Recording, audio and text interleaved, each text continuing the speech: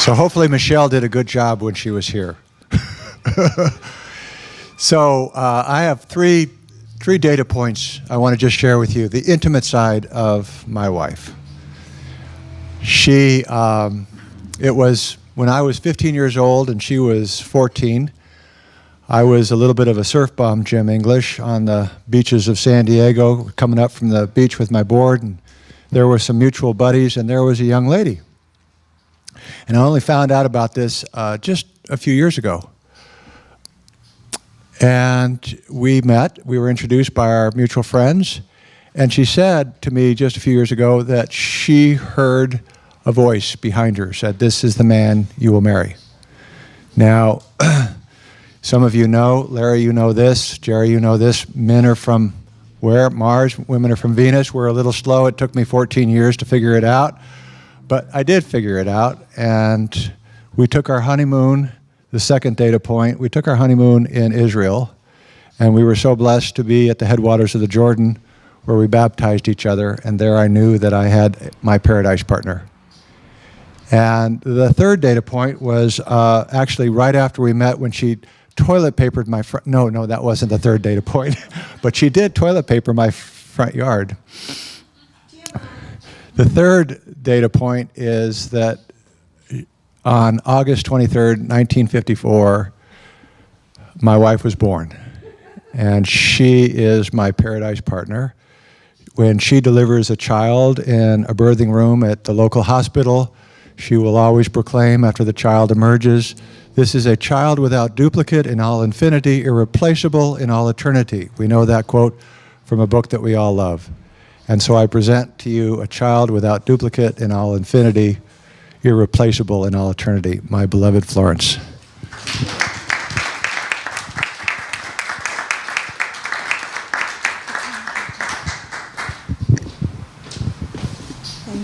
You're welcome. It's so fun growing old together. Okay.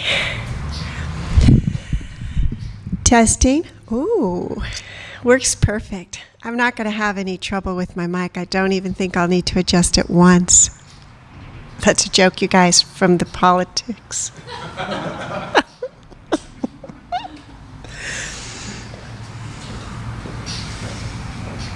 Let's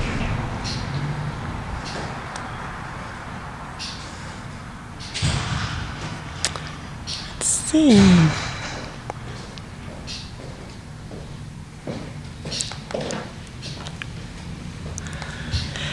It went to sleep on me during that short quiz.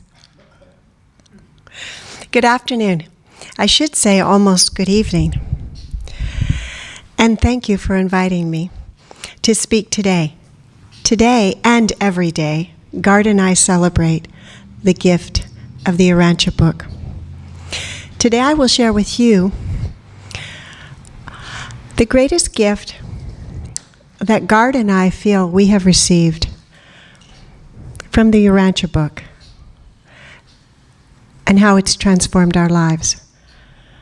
The gift of meditation, which has taught me the most important lessons of my life. How to worship, be grateful, and how to serve. First, I will share just a little bit more about myself with you. As many of you know from the Urantia-Book readers, when you get together, the first question one reader usually asks another reader is, "Oh, how were you introduced to the Urantia-Book?"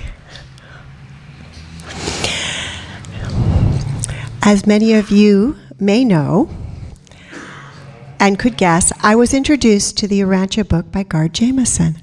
Surprise. Gard and I, as he mentioned, met long ago when I was 14 and he was 15, about 48 years ago. So you're right, I'm 62. At that time, he had not yet discovered the Urantia-Book. For me, as you heard, it was love at first sight. For him, it took a little longer. That's okay, I didn't mind waiting. Girls usually don't mind waiting. when the right guy comes along. So we were young and had a lot to learn. We traveled our own respective paths, only later to have those paths come together, we feel, for now and eternity.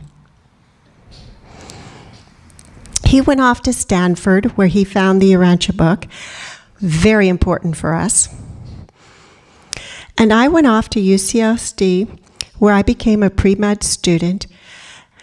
In the fall of 1981, I was 27 years young, and I was finishing my last year at UCLA School of Medicine. I was applying for residency programs throughout California, and I visited Northern California and reunited with Gard. There were seen and unseen angels, such as our mutual friend Leanne, who brought us back together again.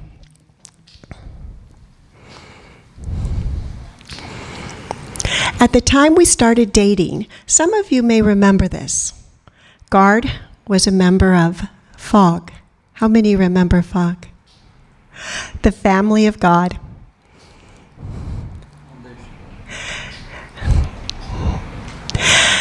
They were, as you may remember, that was an organization that was led by Vern Benham Grimsley. And they were a group of incredibly passionate young people that were intent on sharing the message of the Urantia-Book. Very soon after we started dating, it was inevitable that Gard would introduce me to the Urantia-Book, Vern Grimsley, and the Family of God.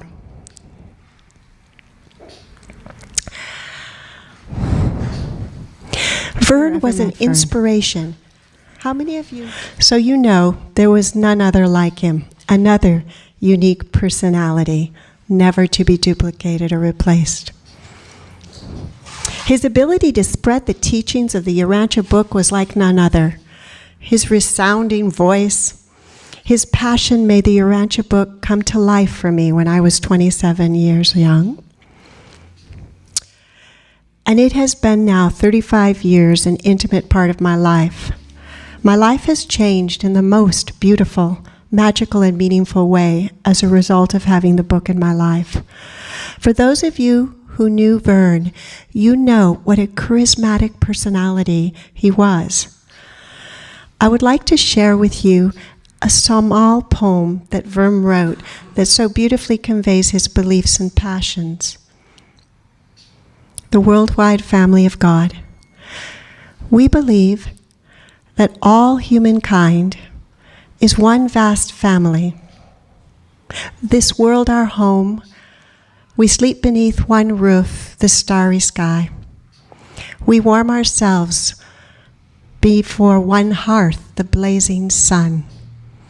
Upon one floor of soil we stand, and one air, and drink one water, and walk the night beneath one luminescent moon.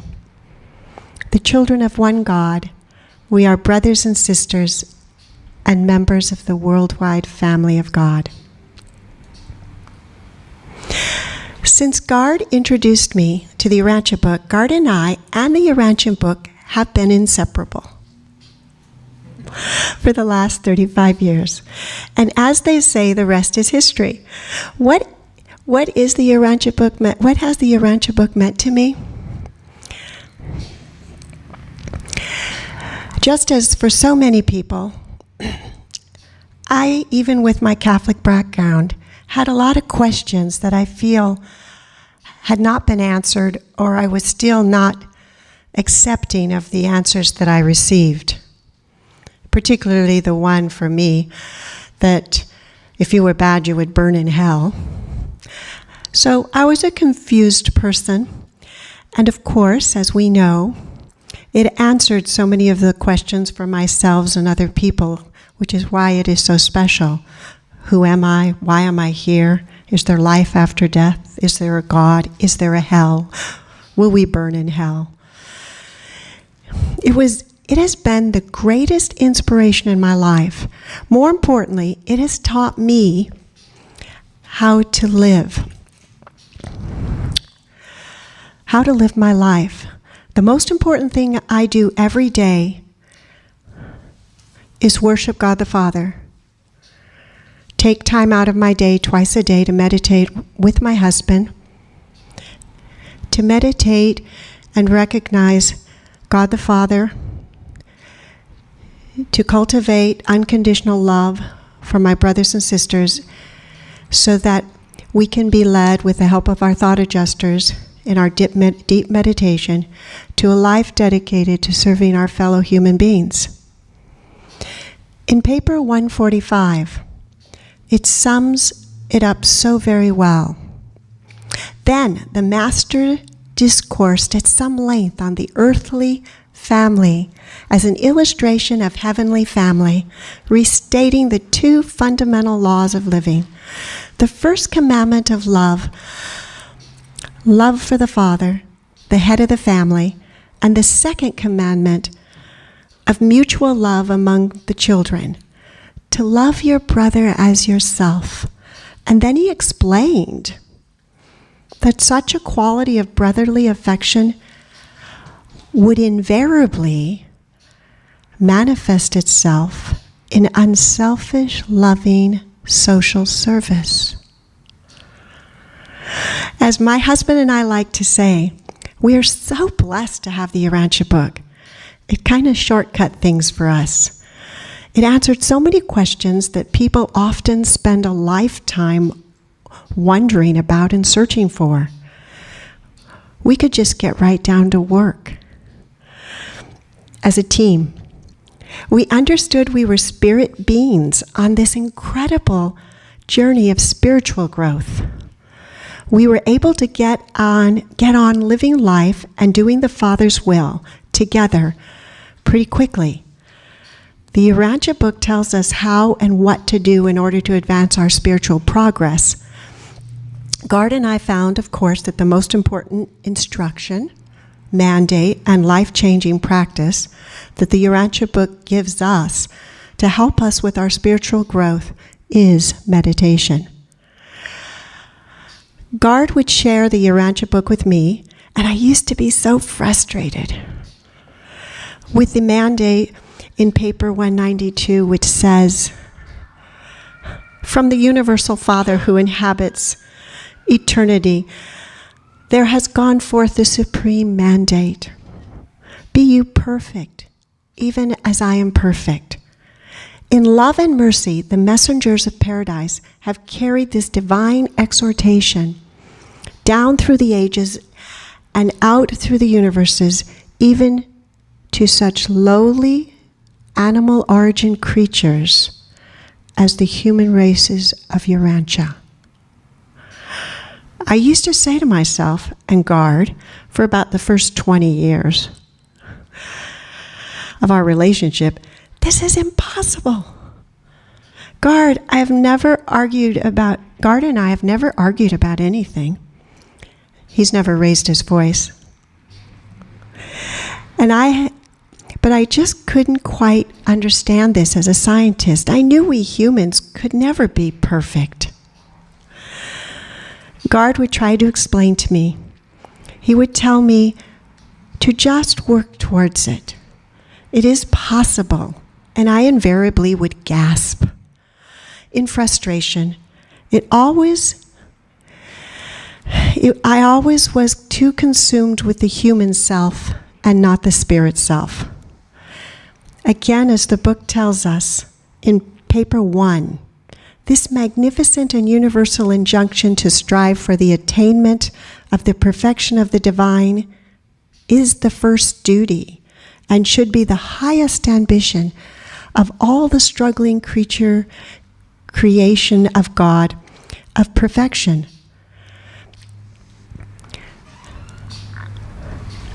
This possibility of attainment of divine perfection is the final and certain destiny of man's eternal spiritual progress. The Urantia mortals can hardly hope to be perfect in the infinite sense. But it is entirely possible for human beings, starting out as they do on this planet, to attain the supernal and divine goal with the infinite God as set for mortal man, And when they do achieve this destiny, they will, in all that pertains to self-realization and mind attainment, be just as replete in their sphere of divine perfection as God himself in his sphere of infinity and eternity. This is the true meaning of the divine commandment, be you perfect even as I am perfect, which even urges mortal man onward and beckons him inward in that long and fascinating struggle for the attainment of higher levels of spiritual values and true universe meanings. The sublime search for God of the universes is the supreme adventure of the inhabitants of all world, time, and space. So however do mortal men, such lowly animal origin creatures as the human race of Urantia, starting out as we do on this planet, attain the supernal and divine goal, which is the infinite God has set for mortal man. How do we do it? Meditation. Meditation is the single practice that transforms me and enables me to be the best that I can be. To worship my Father the best, to love my brother and serve my brothers the best. Meditation is really the vehicle that Gard and I know that can propel us towards that possibility of attainment of divine perfection, the final and certain destiny of all man's eternal spiritual progress. Everything else is secondary. There is a lot of material in the Urantia-Book. A lifetime of reading and studying, which we had a little glimpse at tonight. But I keep things pretty simple. I dedicate my life to worshiping the Father and practicing the Golden Rule. I do this through daily meditation, twice a day for 20 minutes. With all the distractions of the day, I could never stay on target without meditation. Consenting to do the Father's will in my life and allowing my thought adjuster the opportunity to help me. As it says in paper 99, man can never wisely decide temporal issues or transcend the selfishness of personal interest unless he meditates in the presence of the sovereignty of God and reckons with the realities of divine meetings and spiritual values. In paper 196, Jesus taught men to place a high value upon themselves and in time and in eternity. Because of this high estimate which Jesus placed upon men, he was willing to spend himself in the unremitting service of humankind. And it is this infinite worth of the finite that made the golden rule, the vital factor in his religion. What mortal can be uplifted by the extraordinary faith Jesus has in him? There's a little story I often share of a young man who approached Rabbi Hillel. The young man said, "Rabbi, while standing on one leg, make me a believer." And Rabbi Hillel, while standing on one leg, said, "That is easy. No one of you is a believer until you desire for your brother what you desire for yourself." This is the entire law, and all the rest is commentary, the golden rule. So although Gard and I read and study the book, we believe the most important thing we can do with our lives is to manifest the golden rule, to dedicate our lives in unselfish and loving social service to our neighbors. We do this at many levels, and you've probably heard Gard speak on his circles. The circle, the intimate most, the family, the next, the community, the world. We have a number of community projects. Some we do together, and others we do separately. Today I'm sharing a project which we have had the joy of doing together to honor the Father, where we're serving our neighbors in our community who are struggling and many, many fighting for their lives. The Urantia-Book made it clear in paper 91 that the great religious teachers and the prophets of past ages were not extreme mystics. They were God-knowing men and women who best served their God by unselfish ministry to their fellow mortals. Jesus often took his apostles away by themselves for the short period to engage in meditation and prayer, as we do for a short period, 20 minutes twice a day. But for the most part, he kept them in service contact with the multitudes. The soul of man requires spiritual exercise as well as spiritual nourishment. For many, it's difficult to find that avenue in which they can serve their fellow men. Often they choose a way that naturally flows with something that they already know. So by trade, I am a physician, so it was natural that I should serve my brothers and sisters through providing medical care. This is what I know. Also, I had always wanted to start a free medical clinic. I remember telling the doctors when I interviewed at UCLA to go to medical school, and they said, "What do you want to do when you become a doctor? Don't you think you'll just get married and have children, and you probably won't even practice?" And I said, no. I'm going to open a free clinic. And they said, "Sure you are." Everybody tells us that. Nonetheless, I think they believed me. I spent most of my life preparing for this, going to school, parenting, as the Urantia-Book says, learning the most important lessons of our life, patience, wisdom, running a private medical practice, and I still am a solo practitioner, OBGYN, for 31 years, seeing patients every day, delivering babies and doing surgery, in addition to our other projects.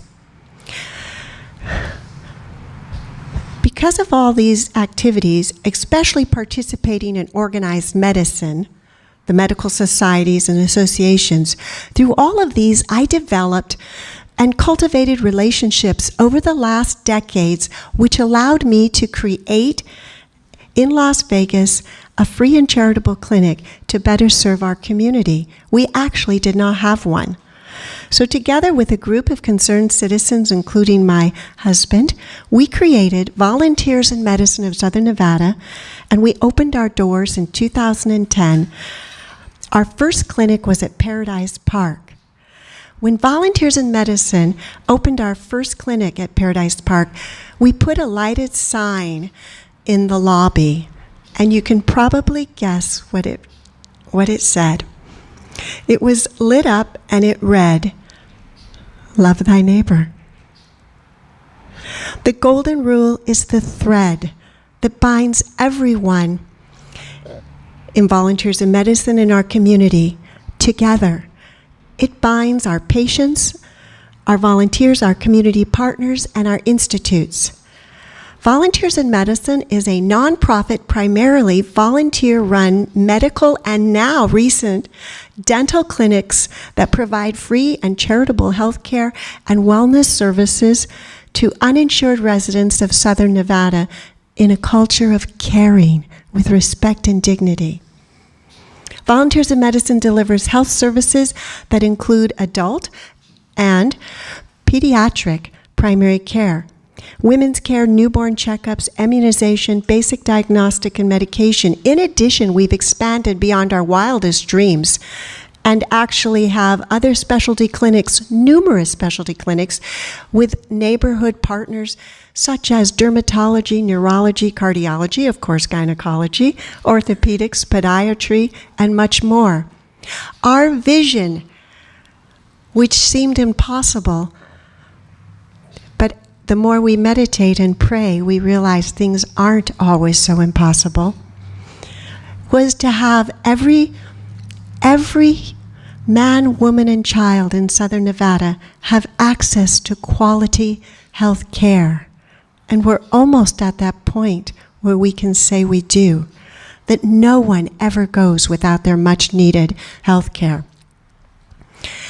So much has happened since we opened our first clinic at Paradise Park, January 2010, almost 7 years ago, with the opening of our second clinic near downtown Las Vegas, Volunteers in Medicine. Now we operate 2 patient-centered medical homes.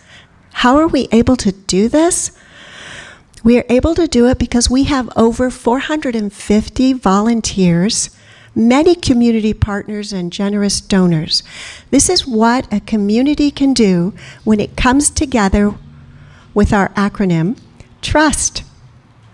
Teamwork, as the Urantia-Book always stresses, respect for the patient, the volunteers, the donors, the supporters, urgency, super service, and transparency.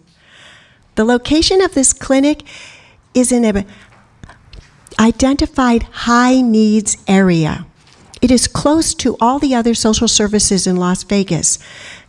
Catholic Charities, Salvation Army, whose clients are in desperate need of medical and mental, dental, and vision care.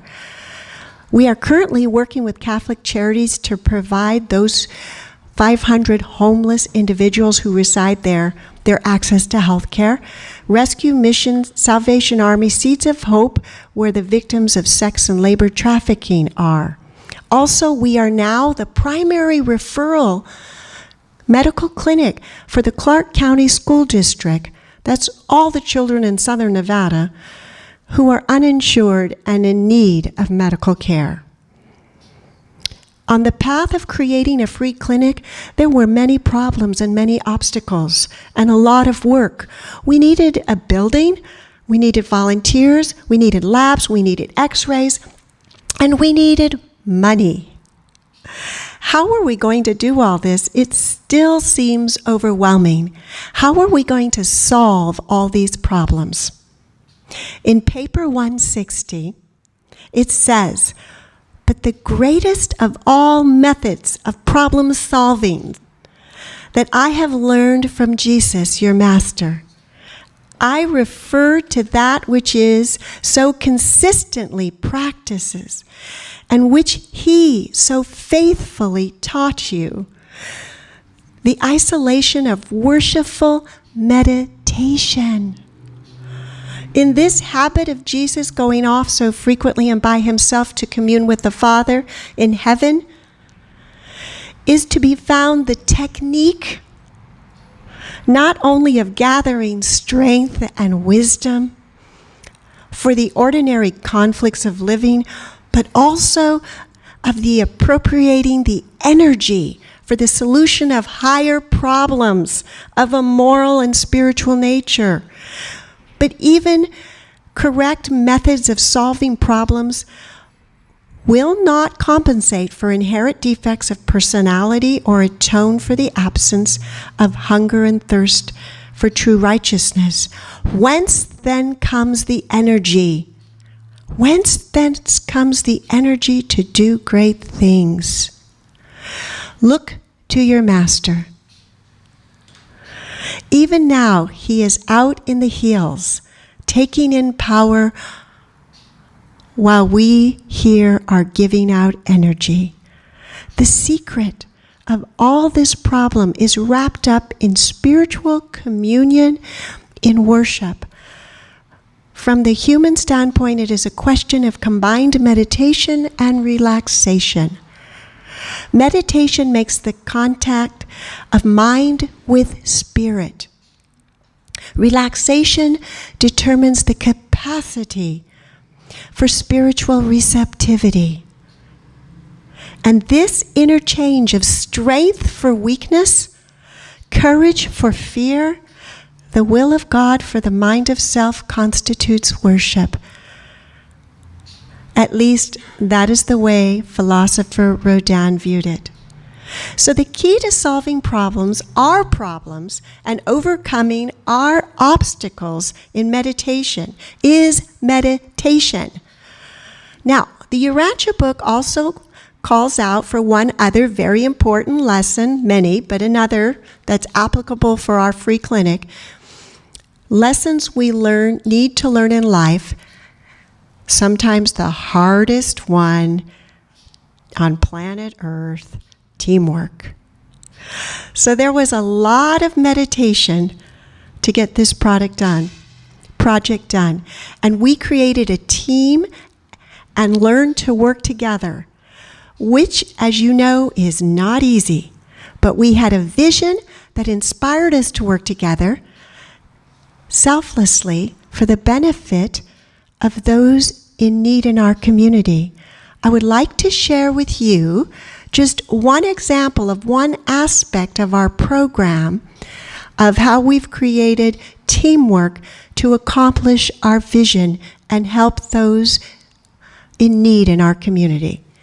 Here are some of our team members. So remember, in our clinic, we do multiple things.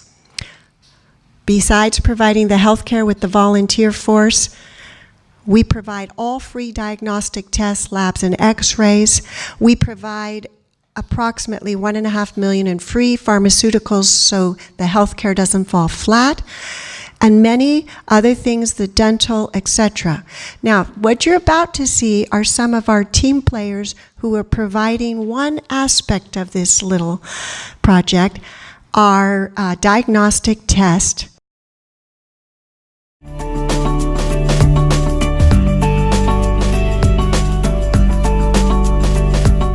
Hello, I'm Dr. Randall Shaleen, President of Desert Radiology. We take great pride in supporting volunteers of medicine in Southern Nevada. The decision to become a VMSN community partner was really a simple one. We're quite honored to be part of their cause. Like VMSN, we feel that all lives have immeasurable value, that individuals should have an opportunity for a healthy and productive life. Through our partnership, Desert Radiology takes great pride in improving healthcare in our community. Since its founding in 2010, Volunteers in Medicine has now become a vital, integral part of the medical landscape.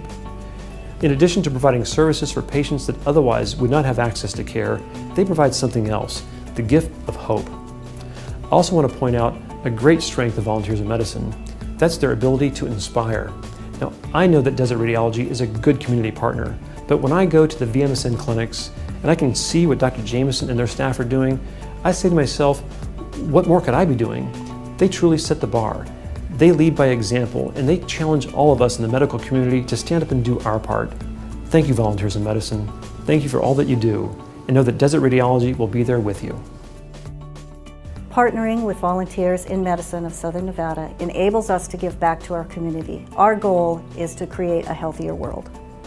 I'm Brian Brandman. I'm the Nevada Market Senior Vice President for Dignity Health and for the St. Rose Dominican Health System here in Las Vegas and Henderson area.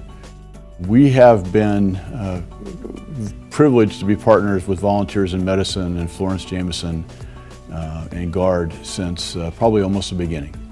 Florence is one of those people who I think I would characterize as our local angels. She's always worked very hard to make sure that all of us knew we had an obligation to those in our community that were worse off than ourselves. Hello, I'm Dr. Matt Trinan. I'm a practicing radiologist with Radiology Associates of Nevada. I'm also the president of the group.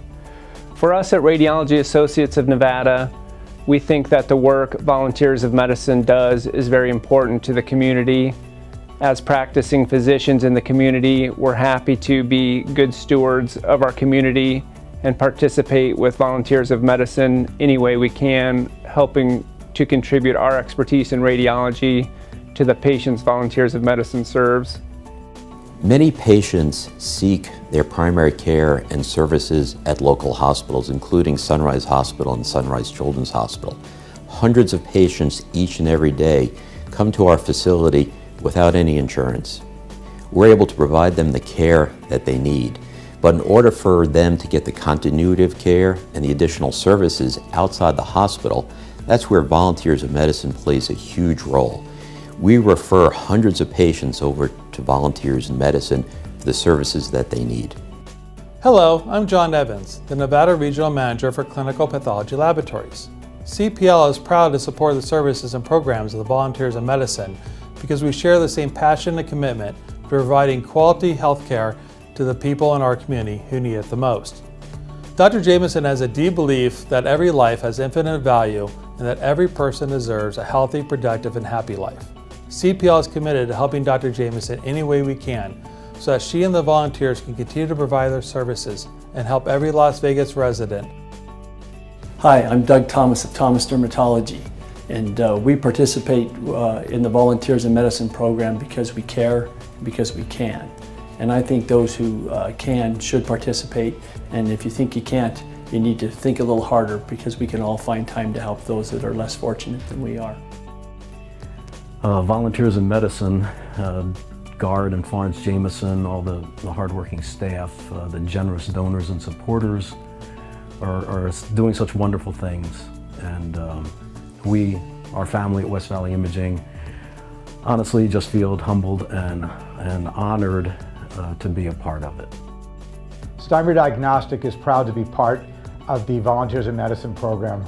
We have provided both medical equipment and diagnostic testing to many of the patients who come into the program. We look forward to continuing to provide both equipment and testing in the future and feel like it is an obligation of physicians to extend care to those who might not otherwise able to provide that care or access that care. I love the way our community, hospitals and businesses, laboratories and radiologists have stepped up to provide the necessary diagnostic test. I love how our academic institutes have partnered with us to help raise the bar to offer the best possible care to our patients at Volunteers in Medicine of Southern Nevada.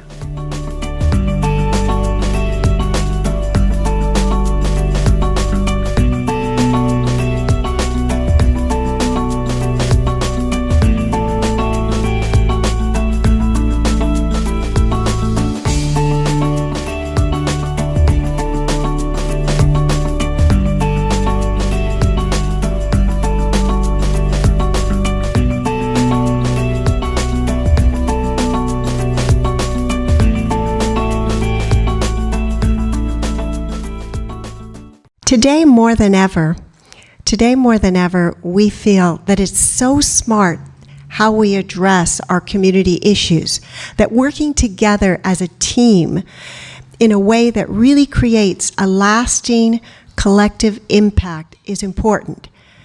Volunteers in Medicine is a brilliant demonstration of collective and compassionate impact, where we've gathered everyone in the community together to shine a light on and solve problems in our community. In fact, last year was a banner year for Volunteers in Medicine. Our 7th year, we have 2 clinics. We are operating a medical home for over 2,500 patients, and it's growing rapidly. We provide them with medical and mental and also dental. We provide almost $1 million in diagnostic tests, 1.6 in pharmaceuticals. Our volunteers logged 33,000 hours, close to $1 million in value. And we last year opened our own volunteer pharmacy, providing the free pharmaceuticals with over 12,000 prescriptions per quarter. We had the opening of our new social and behavioral services, our new dental health services, and provided to the community a value of 5.5. But as we all know, 5.5 million pales and it doesn't even compare with the gift of health and the gift of life. Now, I am going to show you the patient. Let's see here. We at Volunteers in Medicine believe that everyone has a right to a healthy, productive, and meaningful life. We are committed to being part of the change that we want to see in our culture. I got Parkinson's disease. That needed medication that I didn't have and had no resources to get it there. This organization helped me out through that. I get healthcare advice and just like any medical doctor, family doctor. You get the same service here as you do there. I am a stage 1 cancer patient, and since I didn't have money, I didn't have work, I cannot work anymore, nobody will hire a 70-year-old lady. You know, when you're in pain, when you're feeling something and you did not have any insurance, that's scary. When I got sick, I found that I didn't have any insurance. I had to borrow insulin from my neighbor because I couldn't afford one. So when Mom moved here, a few months later, she started feeling sick. And at that point, when she moved here, we didn't have anything. I was looking at different options and I found Volunteers of Southern Nevada Clinic. She was diagnosed with cancer. There was a decision made that she needs a surgery. So she's saying that now she has faith that she's going to be alive. There's a tremendous need for this type of clinic. We have a lot of patients who there's no way they could possibly afford or obtain the medications that they need, and we are able to fill that gap that a lot of the insurance companies will not cover. If you have to choose, well, am I going to pay for this $300 medicine every month, or am I going to buy groceries? That's a hard decision to make. Being able to have a place here where we can do some prevention, where we can treat problems early, such as high blood pressure, treat diabetes, is a godsend for our community. They're people, that's the major thing. They're people who just can't afford their medical care, and we help them get back on their feet health-wise. We get all their medicines for free, we do all their diagnostics for free. The clinic is totally a free clinic. The most rewarding part of being a volunteer is being a volunteer. I feel good doing what I do.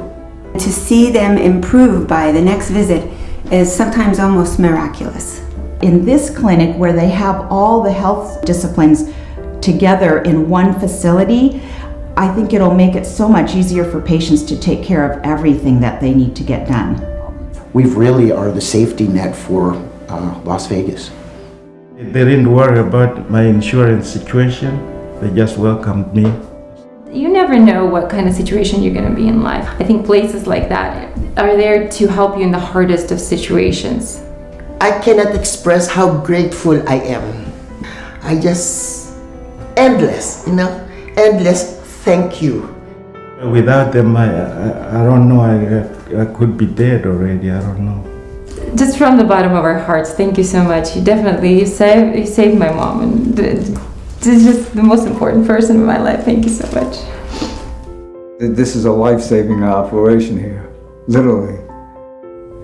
Volunteers in Medicine is the answer to the prayers of so many as they ask, please God, give me my health and let me live another day. Please give so that others may live. Thank you and God bless you. The greatest gift that Gard and I have received are gifts of our life, our health, our good health, each other, and the Urantia-Book. It has taught us that the most important thing we can do in order to live a maximally productive and unselfish life with selfless life of service dedicated to others is to meditate. And through this act of regular worship and gratitude, we are transformed and are able to help, with the help of our thought adjusters, and be the most that we can be and do the most that we can do for others. Jesus, in paper 192, turned to Peter and asked, "Peter, do you love me?"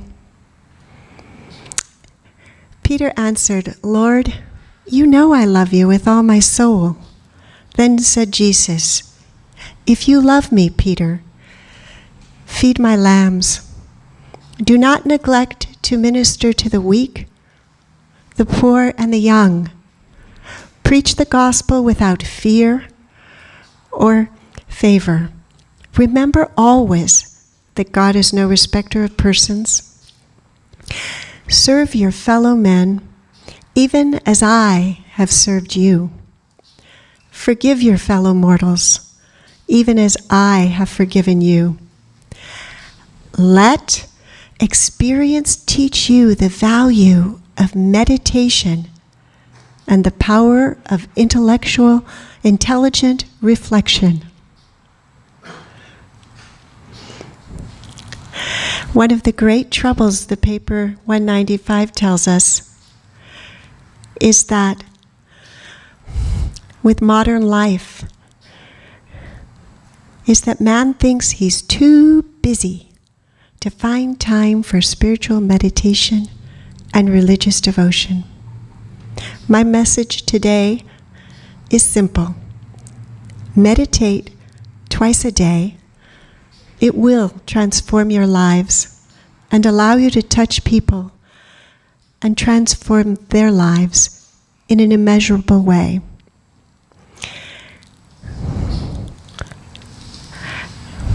It is for us who have been given the Urantia-Book, who know the answers, and who know the importance of meditation, the importance of daily worship and unconditional love and serving.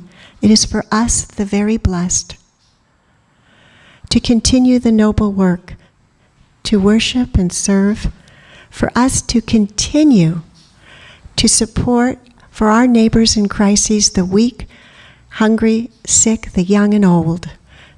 And it is for us to resolve that no one in our community shall go without, and that no one should die prematurely when we could have prevented it. Years from now, when I look back on our lives, I want to know that in the face of crises that threatened our communities, that we all stepped up and led the way. It is a calling rooted in compassion and service to our neighbors. You who believe in the golden rule, you who desire for your brother as you desire for yourself, thank you and bless you.